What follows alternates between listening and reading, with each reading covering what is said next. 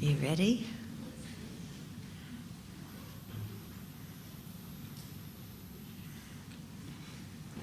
Okay, so we talked about the first seal, that all conditioned things are impermanent, and we'll go on to the second seal, which is all polluted phenomena are dukkha, unsatisfactory by nature. So this needs the vocabulary needs some explanation. When we say polluted phenomena, some texts translate that as contaminated phenomena. What it means is things that arose and exist under the influence of ignorance, or the latencies of ignorance. Okay, so ignorance is somehow involved. So for example, with our bodies, our bodies are under the influence of ignorance, afflictions, and then the polluted karma that we create. And in that way, we aren't free. Okay? Yeah. Have you ever wondered why you have a body? You ever thought about that? Why do I have a body? And why do I have a body like this that gets old and sick and dies? You ever thought about that? Why was I born the person I was born as?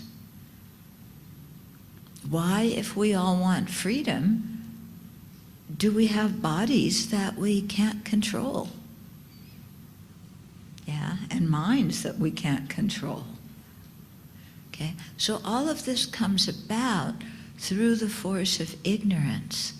And then from ignorance, the other afflictions, the disturbing emotions and wrong views arise. And then due to them, we create polluted karma. And due to the karma, we experience dukkha. Okay? So that's the other sentence, the other word here. All polluted phenomena are dukkha. Now, usually people translate that term dukkha as suffering. Yeah, like in the Four Truths, the first truth, the truth of suffering. Actually, suffering is not a very good English translation. Because if somebody asked you, is your life suffering? Would you say, oh yes, my whole life is suffering? I don't think so. If somebody said, is your life unsatisfactory? You would say, yeah. I can't get everything I want. I have these problems. I get what I want, but it doesn't work out. Okay? So dukkha actually means unsatisfactory. It doesn't mean suffering. So whenever you hear me say dukkha, yeah, think unsatisfactory. Yeah. Of course, dukkha can include outright suffering, but it includes a lot more than that. Okay? And some people, if you translate dukkha as suffering, then non-Buddhists say, oh, Buddhists are so pessimistic. They say all of life is suffering. I don't want to be a Buddhist, But Buddhists don't say all of our life is suffering. We experience some happiness, don't we? But the kind of happiness we experience is unsatisfactory because it disappears, doesn't it? Okay? So life is not suffering, but it is unsatisfactory. And here I'm talking about life in samsara, in cyclic existence. Okay? So that's the second one. All polluted phenomena are dukkha, or unsatisfactory by nature. So, His Holiness says, polluted phenomena are those produced under the control of ignorance and its latencies. Because all things in cyclic existence, including our body and mind, are polluted in this way, they are said to be dukkha, unsatisfactory by nature. They are not capable of providing the enduring happiness and security that we seek. So we do seek enduring happiness and security. But all these things around us that are produced under the influence of ignorance lack the capacity to give us that security and happiness. How are the unsatisfactory circumstances in our lives related to our minds? Big question. Because usually we think the unsatisfactory circumstances in our lives are all outside. Why am I unhappy? This person did this, that person did that. Okay? We never think I'm unhappy because of my ignorance, because of the karma I created. We always attribute the cause of our unhappiness to something external to ourselves. But from a Buddhist perspective, our unhappiness is always rooted in our own minds. Okay? So blaming others doesn't do much good. All it does is make us unhappy. Yeah, because if our happiness were due to other living beings, then to be happy, we would have to be able to control our entire environment and everybody in it, which is what we're usually trying to do in our lives. We control our family members, we control our boss, we control, everything. We try to, but how successful are you in controlling everything in your environment and the people around you? Yeah. Can you control them? No. Even your children you can't control. Yeah, your children have their own karma. They have their own minds. Yeah. Okay, so how are the unsatisfactory circumstances in our lives related to our minds? In the Sutra on the 10 Grounds, the Buddha said the 3 realms are only mind. The Chittamatra, or mind-only school, says this means the external physical world that we perceive is nothing but a projection of our mind.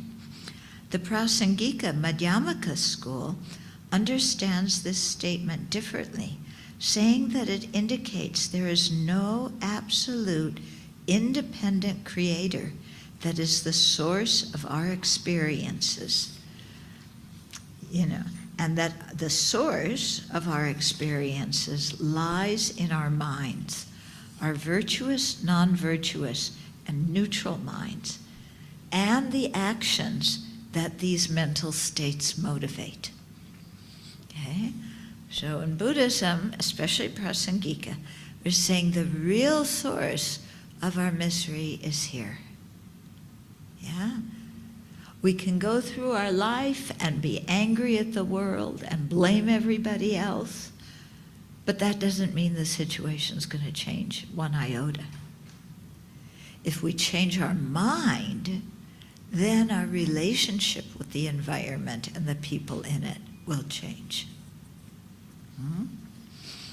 From the Buddhist viewpoint, many universes exist simultaneously at different stages of development. Some are beginning while others are devolving. Before a particular universe begins, the potential for material substances exists in the form of space particles. Changing moment by moment, these space particles are not absolute or independent entities. Okay? So what he's saying is, first, we're refuting an independent creator, and we're also refuting some kind of independent substance. Yeah. So you might say, well, okay, but what in the world does that mean? What it means is that there's no creator God. Okay? There's no divine being who created the world, who created the people in it. Yeah? That everything is created due to our minds and our mental states and our karma. And Buddhism goes through a lengthy description of refuting with reasoning why it's impossible for there to be an external creator. And this is very important, because if we want to become Buddhas, we need to realize the nature of reality, the lack of inherent existence. If we to realize that lack, that emptiness, we have to see that that everything that exists in relationship to other things, that everything exists dependent on other factors. Okay? So if you look around, doesn't everything exist dependent on other factors? The microphone exists dependent on, I don't know, what material are microphones made out of? Some kind of hard plastic, and I don't know what's inside, but dependent on that, dependent on the people who made it, the cloth depends on, if this is silk, it depends on silkworms, it depends on people who made the silk from the cocoons, who made the fabric. If you look at your clothes, they're dependent on people who made them. If you look at your own body, your body just didn't come out of nowhere. It came from the sperm and egg and all the food we ate. Okay?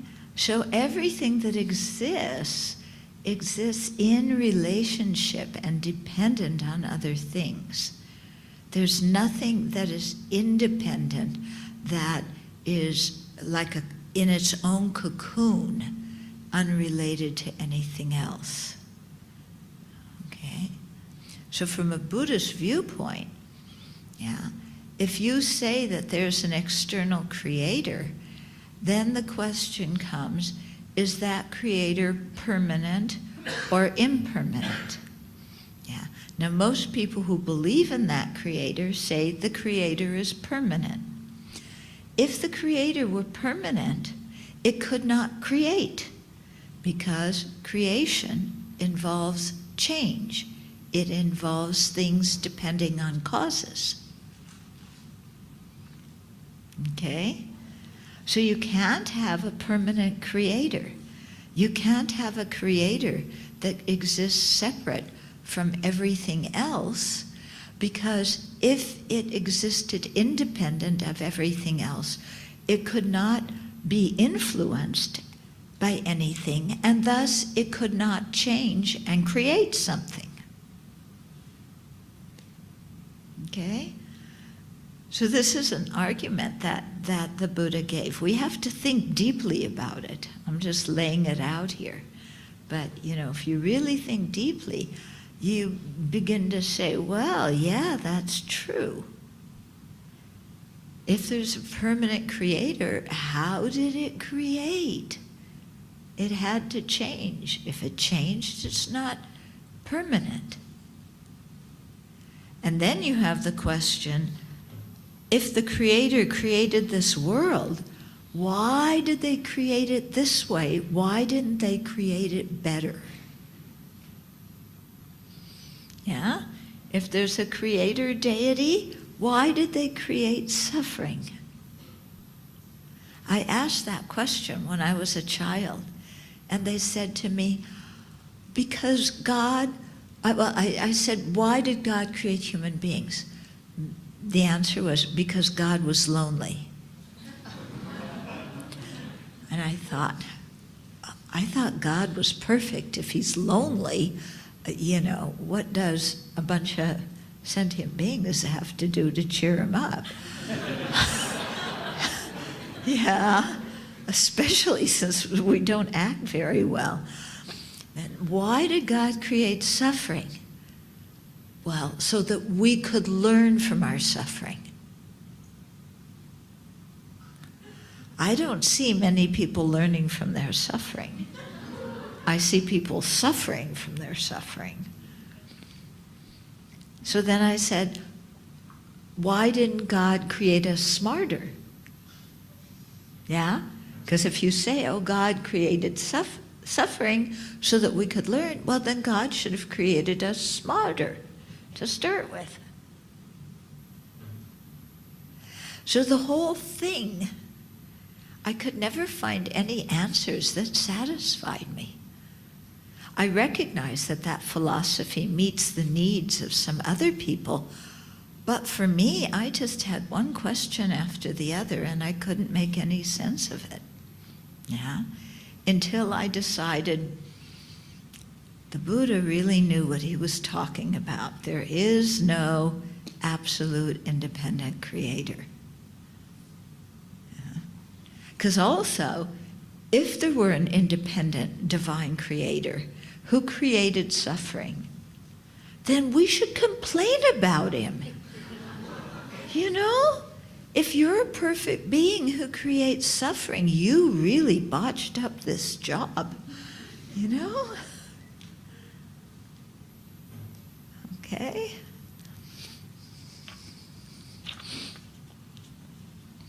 So I don't talk like that to the people who believe in God. I let them be, you know, but it's very clear in my mind that what they believe doesn't hold water. Okay. How is the physical evolution of a universe related to sentient beings, their mental states, and their experiences of pain and pleasure, happiness and unhappiness? This is where karma comes in. Karma is intentional actions done by sentient beings. As the potencies remaining from these actions ripen, they shape the evolution of the external world and condition our experiences in it. Sentient beings create karma physically, with our body, verbally, with our mouth, and mentally, with our thoughts and emotions. Our motivation is principle, for it fuels our physical and verbal actions. Destructive actions are motivated by afflictions, such as attachment, anger, and confusion, which in turn are polluted by and rooted in ignorance and erroneous belief in inherent existence. So that's one short sentence, but there's a lot in it. Okay? And so over the time, as you study more in the Dharma, you'll come to understand how dukkha evolves. Yeah? That our minds are ignorant, we misapprehend how we exist, we misapprehend how everything around us exists. Yeah? Because of this fundamental misapprehension, then we get attached to some things, the things that bring us pleasure. We have disdain and animosity for the things that interfere with our happiness. Okay? So those two emotions, attachment and aversion, pit us against other living beings and the environment. Yeah? And because of that, then we create more karma. When we see something good, I want it, I have to have it. I will lie and steal and cheat and do whatever I can to get it. And I will cover up all my, misdeeds and won't tell everybody what I did because I want this. Okay. Or, I can't stand this. It's bugging me. It's horrible. Get it away. I'm going to smash it, destroy it, kill my enemies. Yeah, that doesn't produce happiness in the world either. Okay? So the result of our afflictions is immediate suffering. And the potencies from our actions, the karmic seeds from our actions, lie on our mind streams, and they can ripen later and influence what we experience. So when something bad happens, we often say, what did I do to deserve this? Yeah? When I was naughty, my mother would say, what did I do to deserve a child like you? You know, and I want to say, look, you and Dad got to discuss that one. Yeah. But, you know, from a Buddhist viewpoint, why do we experience dukkha? We created the cause for it in our misdeeds, in our harmful actions. And the potencies that were left on our mind streams by these actions, they are the things that produce our dukkha and our suffering. Yeah? Why do we experience happiness at other times? Because the seeds of our virtuous actions are ripening, and they produce happiness. Okay? So always in our life, our happiness and our dukkha are related to our previous actions. They don't just happen out of the blue. Things don't happen by accident. There's no creator who's punishing us or rewarding us. But our experiences and what we're born as are a result of our own physical, verbal, and mental actions. So, we are responsible for the future we create for ourselves. Yeah. Which means we can't just lie back and complain about the world.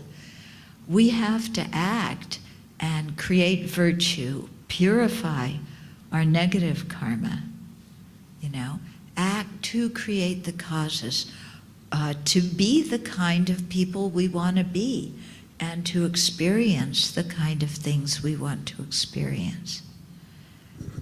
Okay?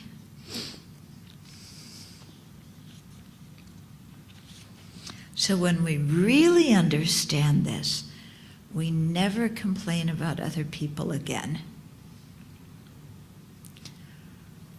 Wow. Can you imagine giving up complaining? It's something that I'm very good at.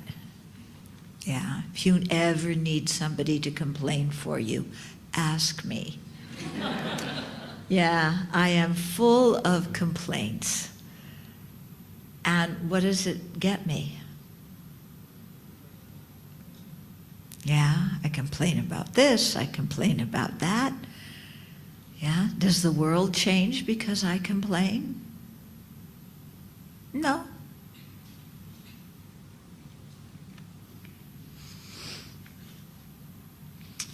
Okay. Our motivation is principle, for it fuels our physical and verbal actions. Destructive actions are motivated by afflictions such as attachment, anger, and confusion. I already read that, didn't I?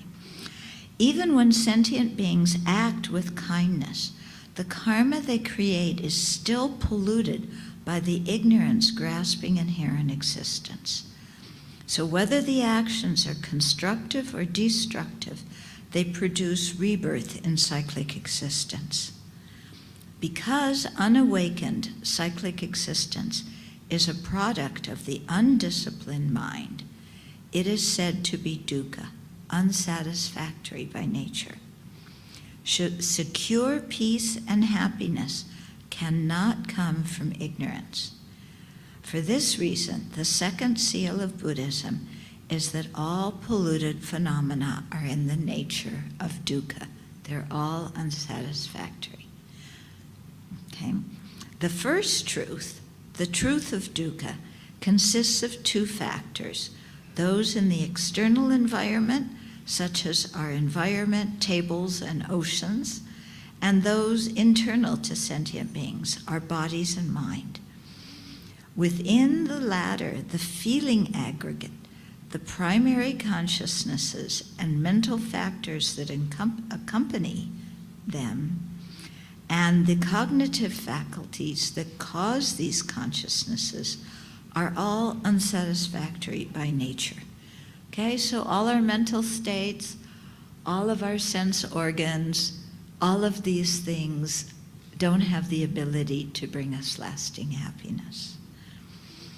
Both external and internal objects are true dukkha, what they used to call true suffering, because they come into being due to the polluted karma and afflictions of ordinary sentient beings. Once someone has eliminated afflictions and karma, she becomes an arhat, someone liberated from cyclic existence. Even so, she may continue to live in the external world, which is true dukkha. In other words, the criteria for being in cyclic existence is not the environment in which a person lives, but his or her state of mind. Yeah, so spiritual progress is a different state of mind. You know?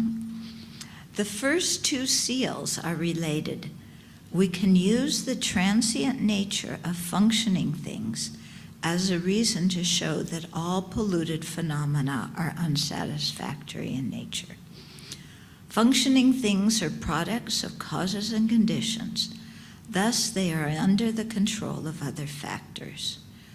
Polluted things, such as our ordinary bodies and unenlightened minds, are under the power of polluted causes, the undisciplined mind, at the root of which lies ignorance. Okay, so this is taking what I just explained, but going in the reverse direction. Starting with dukkha, yeah, where did dukkha come from? From our karma. Where did the karma come from? From our afflictions. Where did the afflictions come from? The ignorance, not understanding reality. As long as our minds remain under the control of ignorance, we live in an unsatisfactory state where the cause of suffering is always present. Okay? So this is why we need to be free of cyclic existence. Because as hard as we work in cyclic existence to create happiness, as long as our minds are under the influence of ignorance, true, lasting happiness is going to elude us. Yeah? So the thing that liberates us is wisdom. Yeah? That's why we need to create wisdom. Okay. Now, where are we? Oh, good. So the next two of the four seals, all phenomena are empty and selfless. That's number 3. And number 4, nirvana is true peace. Okay, so remember, these 4 are all attributes or qualities of any Buddhist doctrine or any Buddhist tradition. Okay, so all phenomena are empty and selfless, and then 4, nirvana is true peace. So His Holiness says, the 3rd and 4th seals are closely related.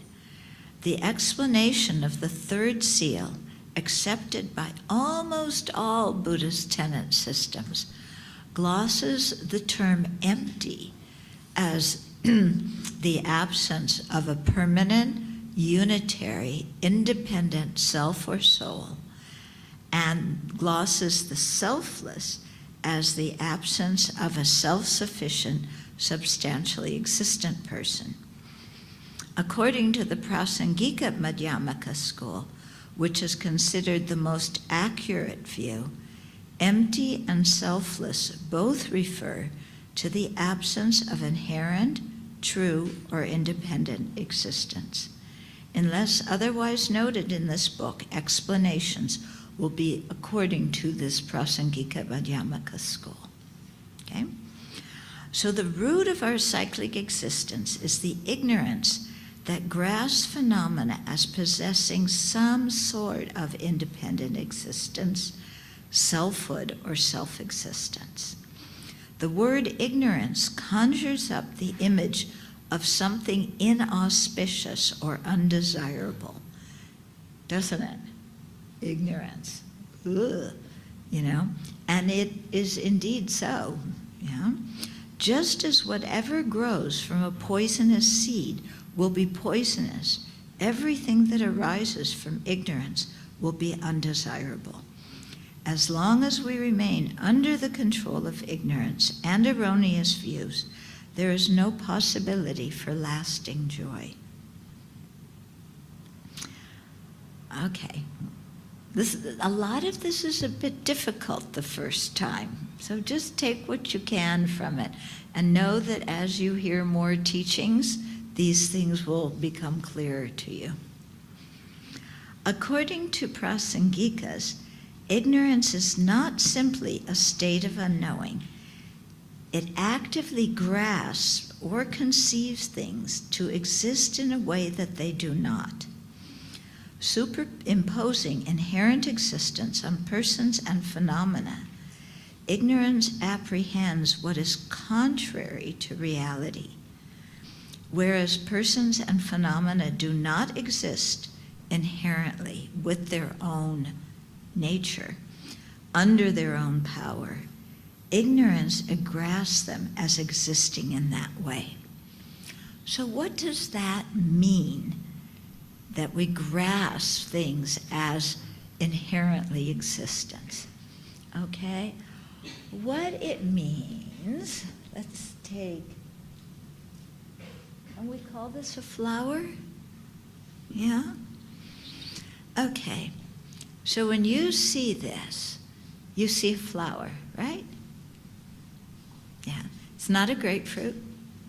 It's not a giraffe. It's a flower.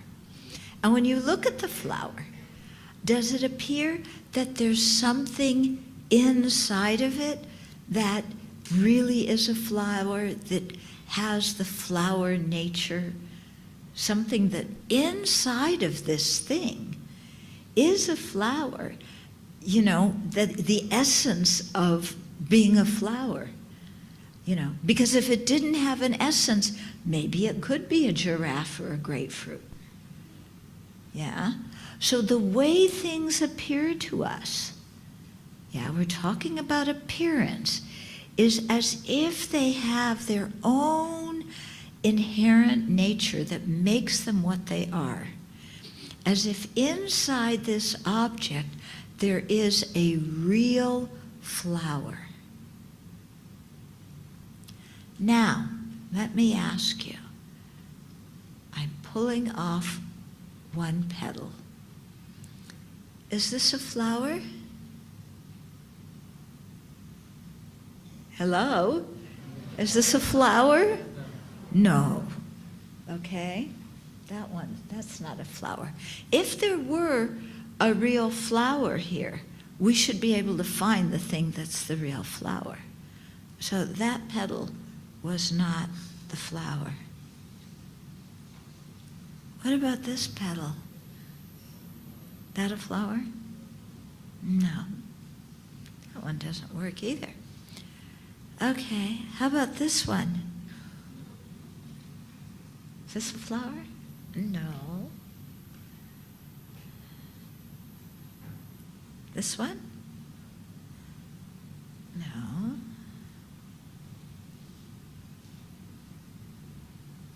This one?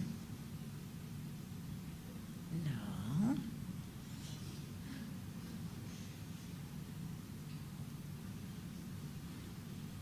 This?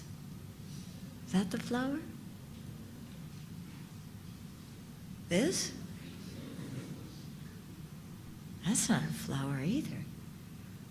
But I thought there was something there that was really a flower.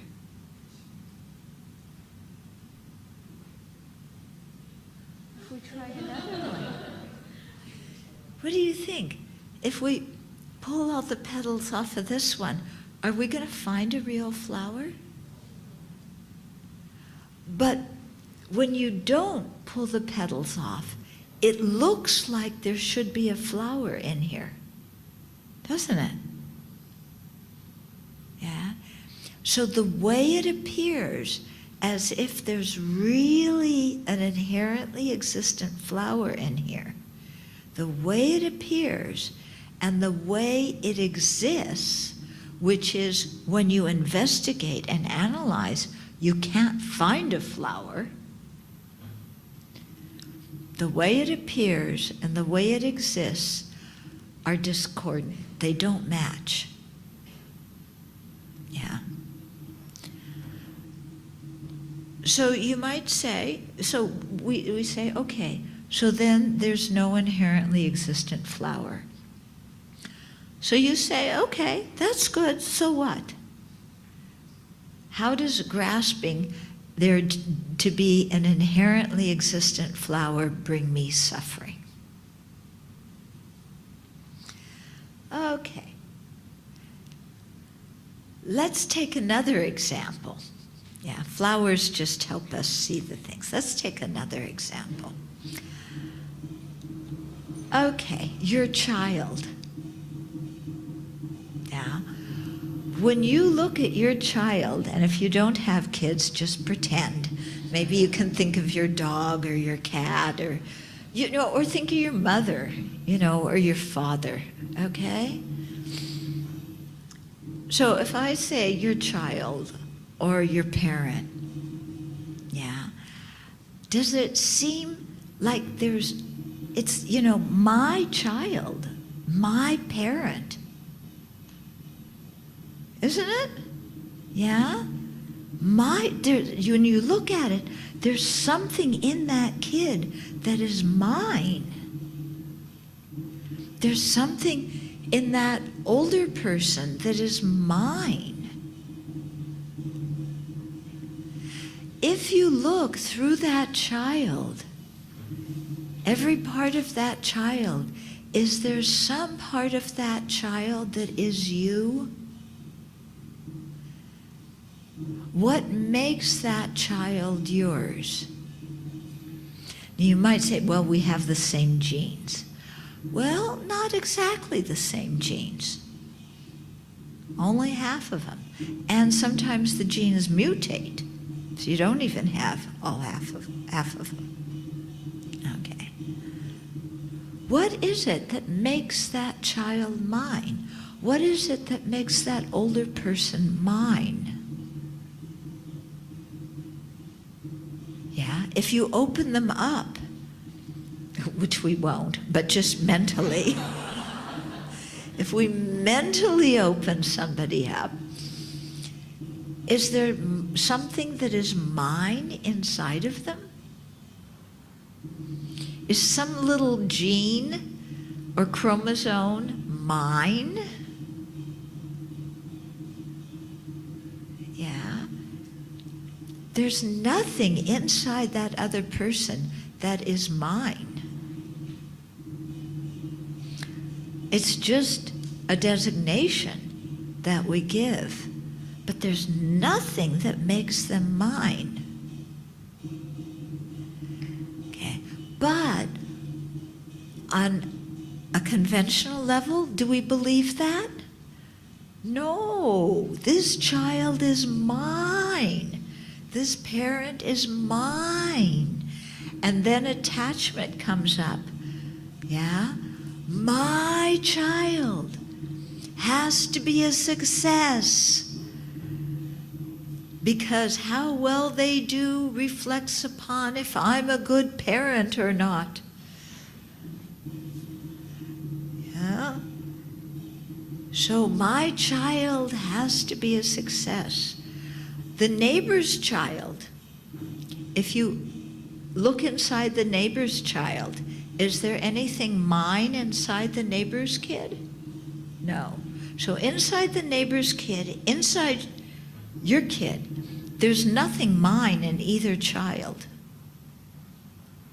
When your child flunks a spelling test, it's a national disaster. When your neighbor's child flunks a spelling test, what do you say? Oh, can we talk about something interesting? You don't care if your neighbor's kid flunks their spelling test. Okay. How many of you own a car? Okay. Before you got your car, and for those of you who don't own a car, when you go to the car dealership, yeah, you see all these bright, shiny, nice cars. Yeah, but they're not yours. They're somebody else's. If one of the cars at the car dealership gets dented, do you care? No. That's the problem of the owner. I don't care. If you trade a piece of plastic for a car, which is what you're doing when you buy it on it with a credit card, you are trading plastic for a car, which is a pretty good deal, isn't it? Yeah? That piece of plastic, you can't ride it anywhere. You can't do anything with it. Okay, so you gave them plastic, which they even give back to you. Plus they give you the car. And you drive that car away, and it gets a dent at that point. Then what? Are you happy or unhappy? Whoa, who dented my car? Yeah, it's the same car as the dealer owned 5 minutes ago. But now, because you've changed the label from their car to my car, this car has a whole new meaning. When it was on the showroom floor, it got dented. Who cares? When it's your car, it's a big deal. But either way, the car, there's nothing in that car that is yours. It's just a conventional designation that makes it your car. And as soon as you sell it to somebody else, it's no longer your car. Okay. So what I'm getting at is, do you notice how as soon as we give something the term mine or my, it totally changes in our view. Completely changes. But when we investigate that object to find what is mine in it, can we find anything that is mine? Nothing. So why do we get so upset when our car gets dented? Why do we get so upset when our child fails a spelling test? Okay? So you can see here that when we relate to things, we add something to them. Especially when we add the word my or mine. We add a whole lot to them. And that can bring us a lot of heartache, can't it? Yeah.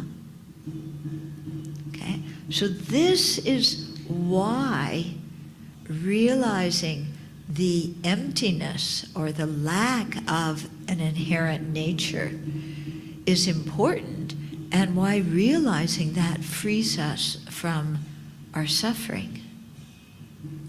Yeah, because we don't cling on to things anymore.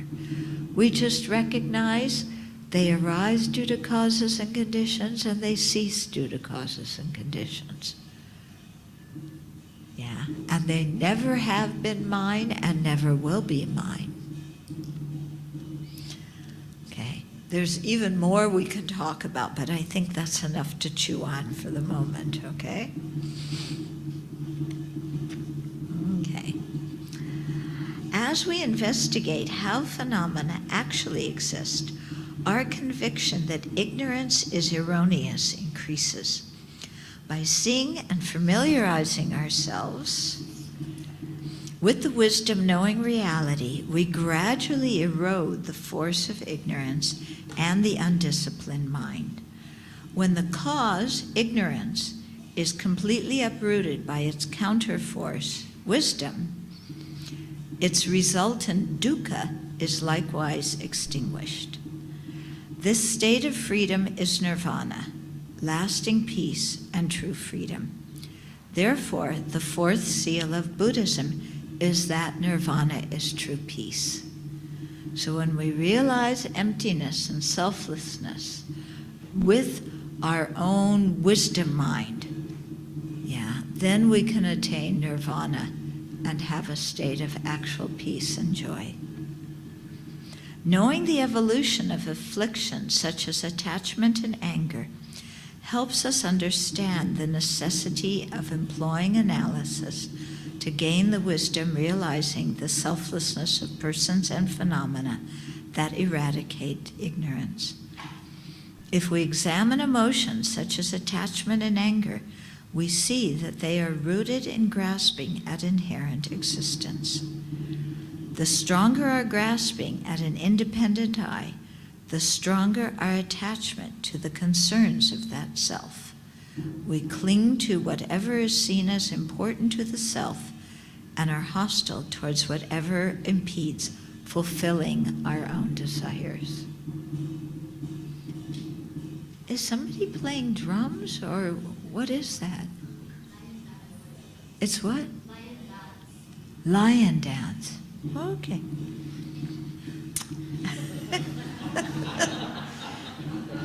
Because they said it was a final exam revision, I thought maybe they were knocking their heads on the wall or something.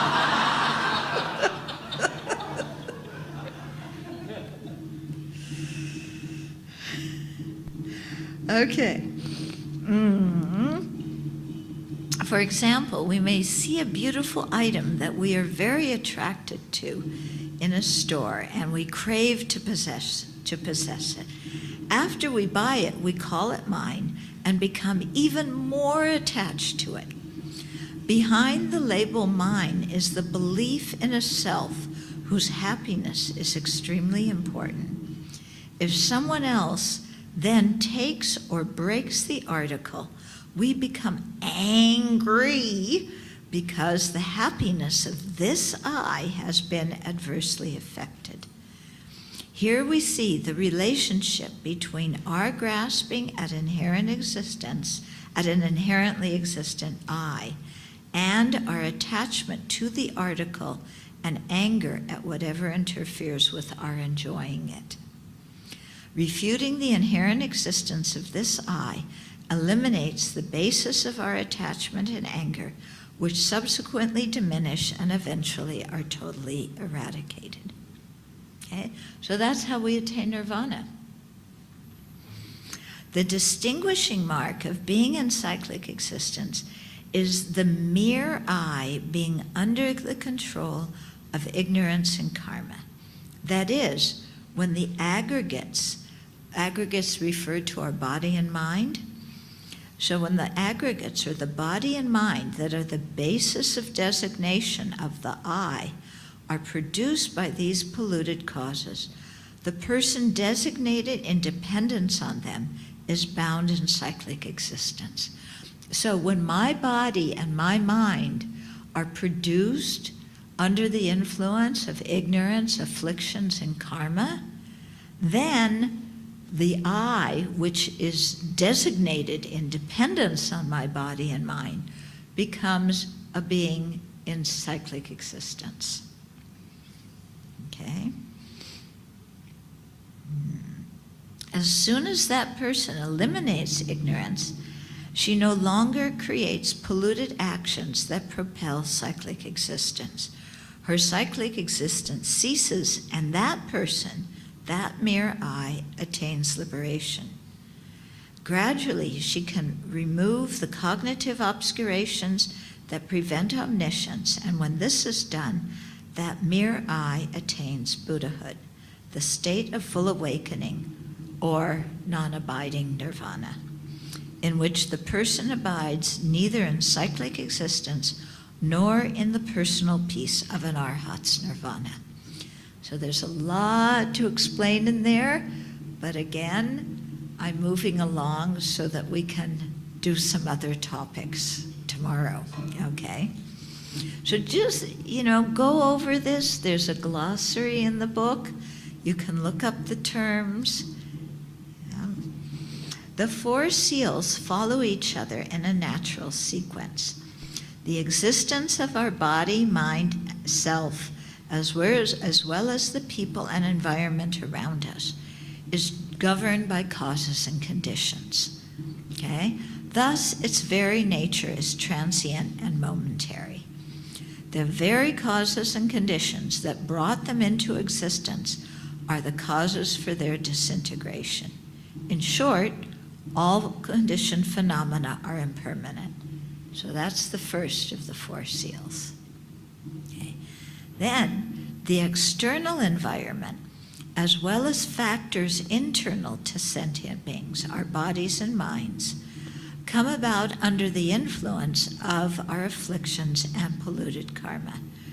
Thus, they are unsatisfactory by nature. As the second seal states, all polluted phenomena are dukkha in the nature of being unsatisfactory. The story does not stop here because there exists a powerful antidote, the wisdom realizing the emptiness of inherent existence that is capable of totally eradicating ignorance, afflictions, and karma. All phenomena are empty and selfless. That's the third seal. When emptiness is realized directly and non-conceptually, and the mind becomes habituated with it through consistent meditation, all afflictions and karma causing rebirth are eradicated. In this way, cyclic existence is ceased, and the fourth seal, nirvana is peace, comes about. So His Holiness here is relating these four seals and showing how they together explain cyclic existence and nirvana. The four seals are related to the four truths. The first two seals, all conditioned phenomena are transient and all polluted phenomena are unsatisfactory, describe the first two noble truths, the truths of dukkha and its origins. But knowing this alone doesn't overcome our suffering. The last two seals, emptiness and selflessness, and nirvana, speak of the third truth, true cessations, and imply the fourth truth, truth paths, as the path that realizes them. By realizing the true path, the wisdom realizing emptiness, that knows all phenomena are empty and selfless, we uproot the ignorance that is the root cause of cyclic existence. Its cessation is the fourth seal. Nirvana is true peace. Okay? So those are the four seals. There's a lot to think about in them. Okay? Even if not everything is crystal clear, just even the first seal, thinking about impermanence, if you think about impermanence deeply over time, it really changes your perspective and you relax a lot. Okay. Oh, it's exactly 4 o'clock. We can do a little bit of Q&A if you want. Yeah, so if people have questions or comments.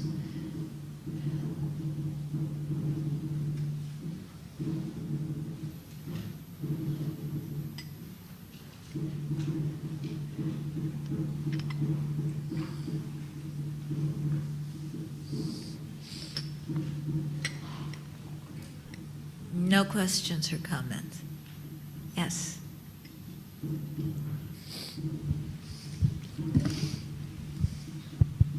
Venerable, so why is this like stubborn misapprehension of reality so pervasive? Because it's been with us since beginningless time. So we've had it for a really long time. We've never questioned it. Yeah. And you can see even bad habits that we develop in this life, they're deeply rooted and they take time to change. So a misperception that we've had since beginningless time that we've never questioned, yeah, it's pretty deeply rooted and it will take time to overcome it. But it's possible to overcome it. Okay? Why? Because our very nature is empty and selfless, and because we have a mind that is clear and cognizant. And when we train this mind in the correct view, then we can perceive the nature of reality, and that wisdom that perceives the nature of reality can overcome ignorance. Okay? Yes, there's something way back in the back there.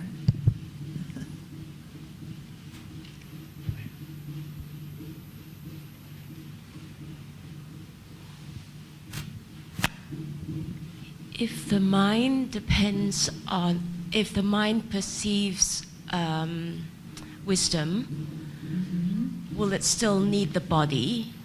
And with the body, there is still suffering. So how is that? Yeah.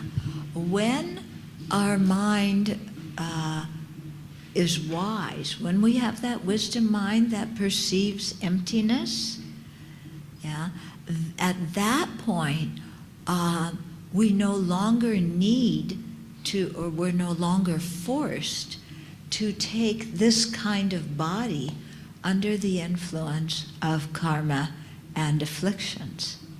Okay? At that point, we have some freedom. If you are a bodhisattva, yeah, due to the strength of your compassion, you either take a body or you create an emanation that looks like a regular body so that you can exist where other sentient beings live and be of benefit to them and teach them. Okay? So you're no longer at a certain stage of the bodhisattva path, you're no longer obliged to take another body like this under the influence of karma and afflictions. Yeah? When you become a Buddha, then you just emanate bodies spontaneously that have the capacity to, you emanate bodies, you become people that can really go out and do so much good for the world.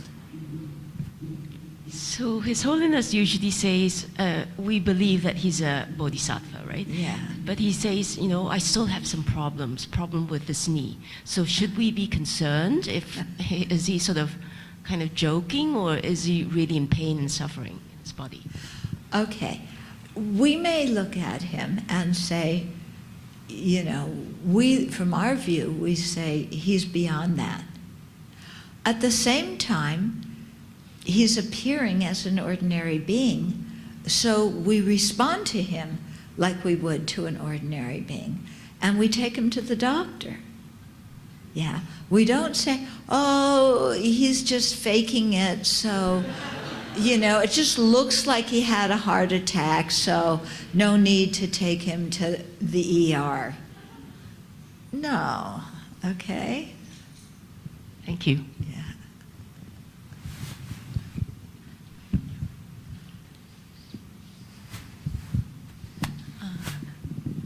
Venerable, I would like to seek your advice. Like for us, so busy with family commitments, so distracted at work as compared with monastic, how can we progress in the path of awakening? Yeah. I think the best way is to set priorities and then live according to your priorities. Okay? So if you simplify your life, then you don't have so many things to run around and do. Then you have more time for Dharma practice. Okay? So I think it depends on really sorting out in your life what you think is most important, where you want to allocate your time. I think it's also important as lay people, we're getting a lot of feedback. I think it's also important as lay people, before you take on new projects, that you really think carefully, you know, before you apply for that promotion, think about what the results of the promotion are going to bring to you, to your family, to your Dharma practice. And see what's really important in your life and decide accordingly.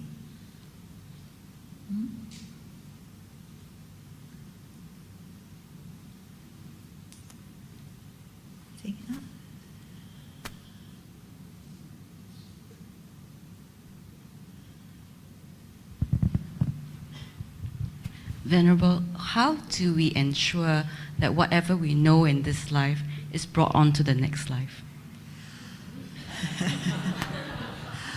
Well, actually, I'm hoping I can forget some things from this life. What we want is, we don't necessarily, we'll put it this way, not all of our knowledge from this life is going to go to next life. We learn things and the next day we've forgotten them. Okay? So what we really want to ensure is not that all of our knowledge goes on to the next life. I mean, do you really want to wake up in your next life with the knowledge of car mechanics that you learned in this life? You know, I don't think so. What we want to make sure comes with us in our next life is the karma we've created, which will automatically come with, which means that we have to, you know, ask ourselves, what kind of karma am I creating?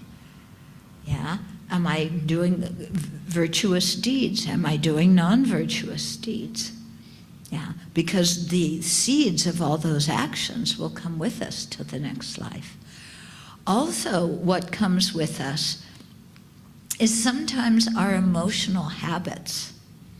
Yeah, and different kinds of wisdom can come with, but this all has to be something that we're very, very habituated with in this life. Okay? So if there's certain traits that you want to have in your future lives, or certain kind of Dharma knowledge or wisdom you want to have, then in this life, put your energy into really going over that, making sure you remember it, trying to understand it, deepening that understanding again and again. Okay? You do that through meditation, you do it through study, you do it through thinking. Okay? Because there's different knowledge and wisdom that are gained by studying, by thinking, by meditating. Okay? But in terms of really changing some of our personal characteristics, you know, we have to study to know the antidotes, think about them, and then meditate on them and practice them. Okay? So it's a whole process.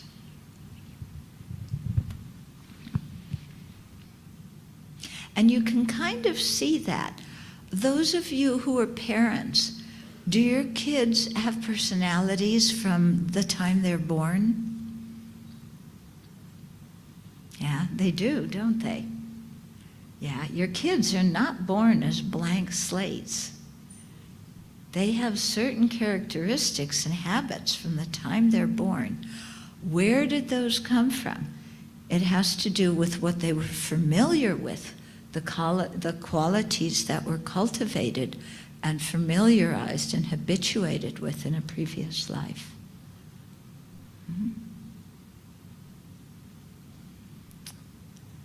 Okay, so let's dedicate. Rejoice at all the merit we created. So this merit, this virtuous karma, yeah, we want it to increase, we want it to be stable, we want it to ripen in our own and others' awakening. We want it to ripen in the long life of our teachers, and so that we can meet really good spiritual mentors in the future.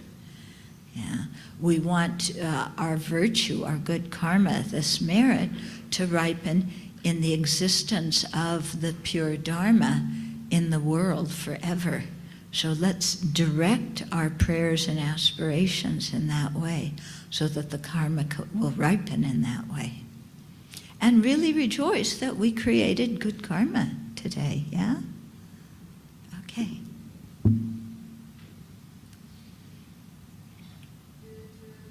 Merit, may we soon attain the awakened state of Guru Buddha, that we may be able to liberate all sentient beings from their suffering. May the precious Bodhi mind not yet born arise and grow. May the born have no decline, but increase forevermore.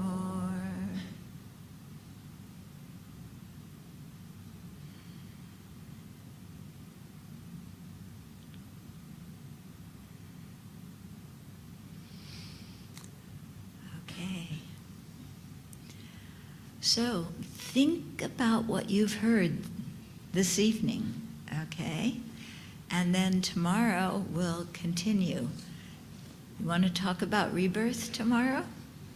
Yeah? It's an interesting topic, so we'll go into that one tomorrow, okay? So think about what you heard. Yeah? Familiarize yourself with it. Yeah? So that you remember it in this life, and hopefully will remember it in future lives. Also, there's books downstairs if you want to look at extra books to read. And are there brochures on the Abbey? No, they're all gone. Oh, anyway, if you look at thuptenchodron.org, or shravasti.org, then there's a whole lot of other Dharma materials online. Yeah, so things to read, videos, audios, and a lot of other stuff. Okay, good.